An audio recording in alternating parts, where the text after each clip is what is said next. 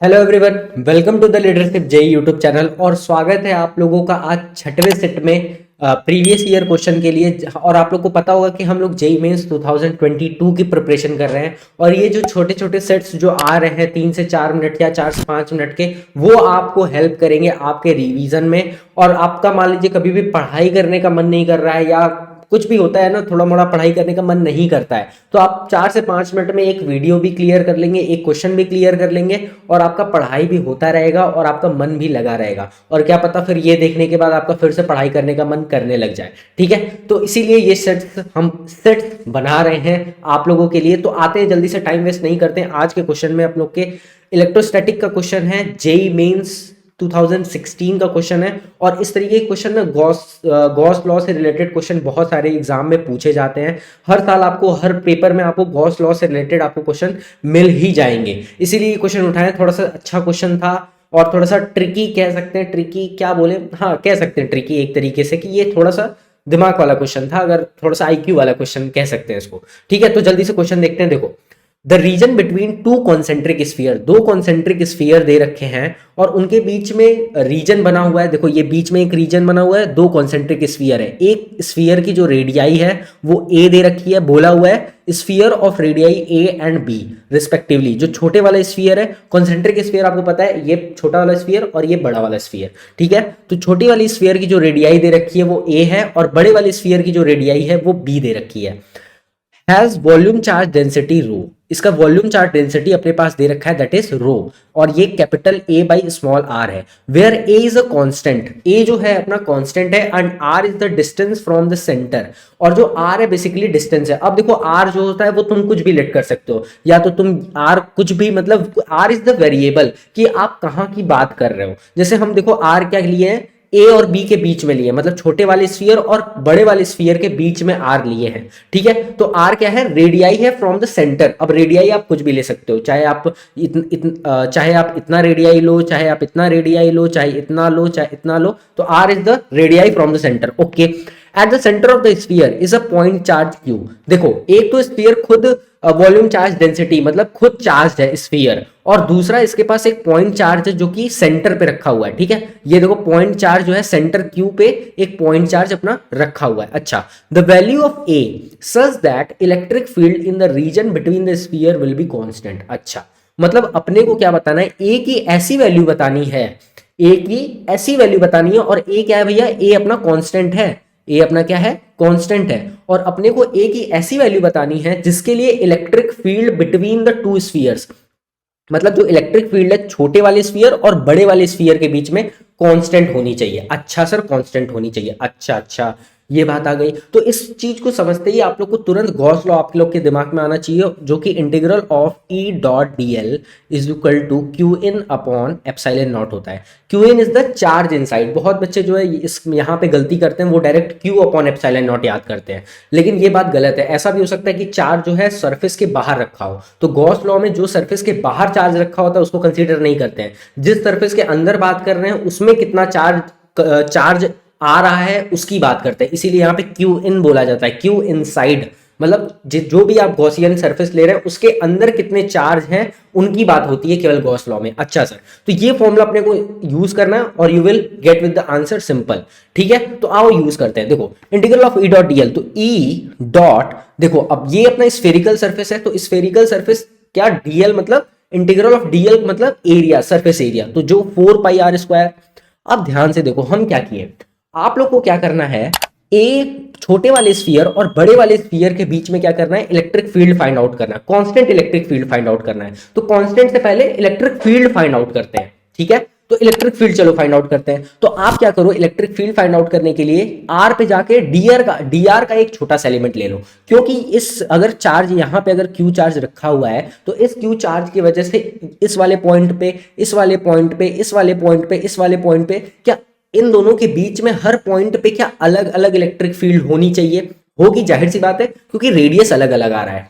आ रही है बात समझ में? हाँ सर, आपकी बात समझ में आ रही है, क्योंकि रेडियस अलग अलग होता जा रहा है सर, तो इलेक्ट्रिक फील्ड भी क्या होनी चाहिए, अपनी अलग अलग होती जाएगी। बट अपने को ऐसा कंडीशन पता करना है जहां पे इलेक्ट्रिक फील्ड कांस्टेंट हो, ए की ऐसी वैल्यू बतानी जहां पे इलेक्ट्रिक फील्ड कांस्टेंट हो। लेकिन सबसे पहले इलेक्ट्रिक फील्ड फाइंड आउट करते हैं। उसके लिए क्या करना है, आप लोग को गॉस लॉ का फॉर्मूला लगाने आता होगा। क्या करोगे, आर पे जाके डी आर का एक एलिमेंट ले रहे हैं, ठीक है, ये हम पहले से बना के रखें ताकि टाइम ना वेस्ट हो। अब ये आर यहीं तक क्यों ले रहे हैं, क्या बाहर तक ले सकते थे, न क्यों लोगे यार, आप लोग को तो इलेक्ट्रिक फील्ड इन दोनों सरफेस के बीच में बताना है ना, दोनों स्फीयर के बीच में बताना है, तो आर इनके बीच में लेना है, ठीक है। आर पे जाके क्या किया, डी आर का भी एक एलिमेंट ले लिए। अब इसमें इलेक्ट्रिक फील्ड और डीएल इज द जिस एरिया के अंदर की बात कर रहे हो उसका सरफेस एरिया जो कि 4πr² होता है, ठीक है, is equal to q inside. अब देखो ध्यान से, क्यू इनसाइड क्या है, इस सरफेस के अंदर दो दो जगह चार्जेस आपको मिलेंगी। एक तो इस सेंटर पे जो क्यू रखा है वो है क्यू प्लस, और क्या है, ये जो वॉल्यूम चार्ज डेंसिटी की वजह से ये जो स्फीयर चार्ज है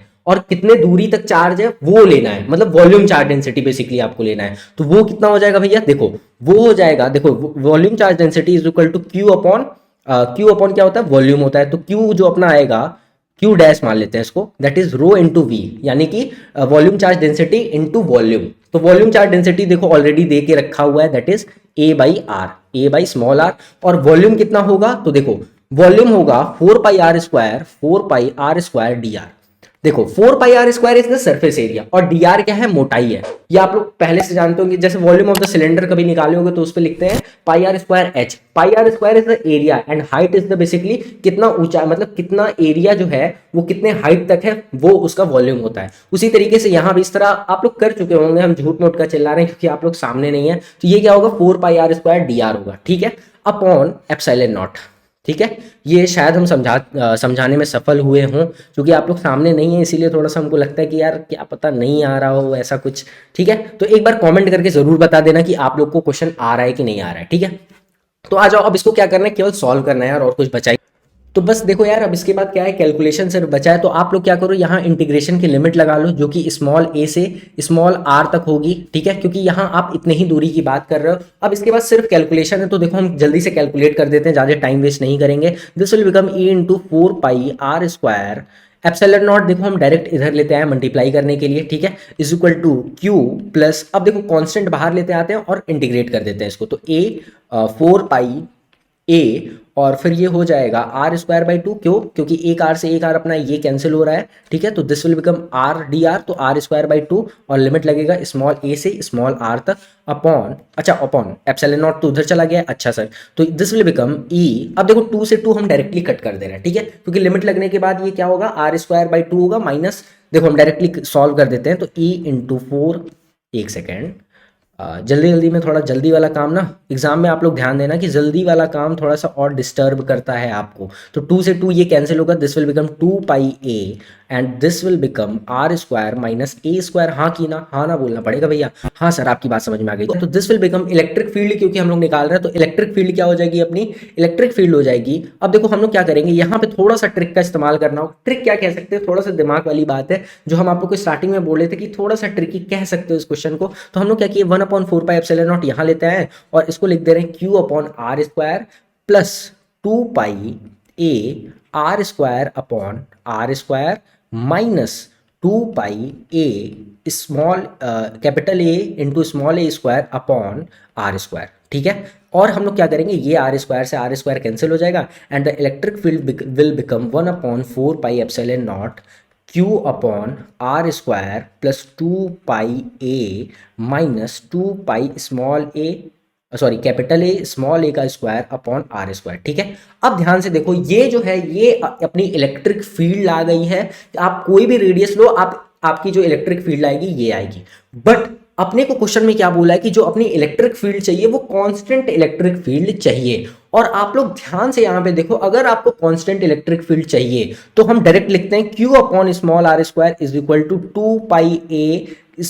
2π कैपिटल A स्मॉल a का स्क्वायर अपॉन r² होगा।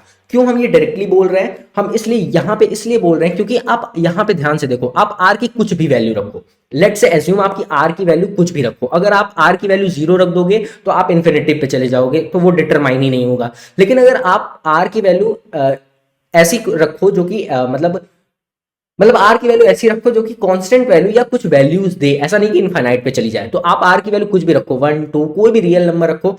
अगर आप कोई भी रियल नंबर रखोगे तो ये जो है इलेक्ट्रिक फील्ड बार बार वेरी करती जाएगी अलग अलग r के लिए। लेकिन अपने को कांस्टेंट कांस्टेंट इलेक्ट्रिक फील्ड का मतलब आप इस रीजन के बीच में कहीं भी खड़े हो आपकी इलेक्ट्रिक फील्ड सेम हो। लेकिन अगर ये रिलेशन देखो तो आपको सीधे से पता चल रहा होगा कि अगर आर वेरी करेगा तो अपना इलेक्ट्रिक फील्ड वेरी करेगा। तो अपने को अगर इलेक्ट्रिक फील्ड कांस्टेंट चाहिए तो क्यू अपॉन आर स्क्वायर जो होना चाहिए वो 2 pi capital A small a square upon r square के इक्वल होना चाहिए। क्योंकि अगर ये दोनों इक्वल हो जाएंगे तो आर वाले टर्म्स तुरंत कैंसिल हो जाएंगे। ध्यान से देखो, अगर ये और ये हमेशा अगर इक्वल हुए तो ये खट खट कैंसिल होंगे और अपने पास इलेक्ट्रिक फील्ड आएगी 1/4 pi epsilon not 2 pi capital ए। और जो 4 पाई एप्सिलॉन नॉट है वो भी कांस्टेंट है और 2 पाई भी कांस्टेंट है और अपना कैपिटल ए भी कांस्टेंट है, जो कि क्वेश्चन में पहले ही बोल करके रखा हुआ है।